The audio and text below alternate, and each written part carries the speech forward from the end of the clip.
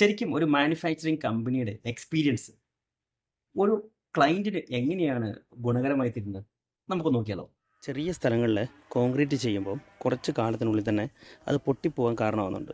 അതിന് പല കാരണങ്ങളുണ്ട്. പ്രധാനമായിട്ടും ചിലപ്പം ചുറ്റുവട്ടത്തുനിന്ന് വെള്ളം ഒഴുകി പോകുന്നത് കൊണ്ടാവാം, അല്ലെങ്കിൽ പ്രോപ്പർ മിക്സ് റേഷ്യോ ചെയ്യാൻ പറ്റാത്തത് കൊണ്ടാവാം. അങ്ങനത്തെ പല കാരണങ്ങൾ കൊണ്ട് നമുക്ക് ഇത് സംഭവിക്കാറുണ്ട്. ഇതിന് നമുക്കൊരു പരിഹാരമുണ്ട്. നമുക്കിങ്ങനെയുള്ള ടാറിങ്ങിൽ നിന്നും റോഡിലേക്കോ ഇൻ്റർലോക്സിലേക്കോ ഒക്കെ ചെയ്യുമ്പോൾ നമുക്ക് ഒരു പ്രൊഡക്റ്റ് പരിചയപ്പെടുത്തി തരാം. ഈ പ്രൊഡക്റ്റാണ് ഇതിനായിട്ടുള്ള പരിഹാരം. ഇതിനെ നമുക്ക് എങ്ങനെ ചെയ്യാമെന്ന് ചോദിച്ചാൽ, നമ്മളിപ്പോൾ ചെയ്യുന്ന ഒരു ഏരിയയിൽ ബോർഡറിൽ കോൺക്രീറ്റ് ചെയ്യുന്നതിന് പകരമായി നമുക്ക് ഈ രീതിയിൽ ഇതിനെ സെറ്റ് ചെയ്യാൻ പറ്റും. ഇങ്ങനെ ചെയ്യുമ്പോൾ ഇത് നമ്മൾ സിമെൻറ്റിലാണ് താഴെ സെറ്റ് ചെയ്യുക.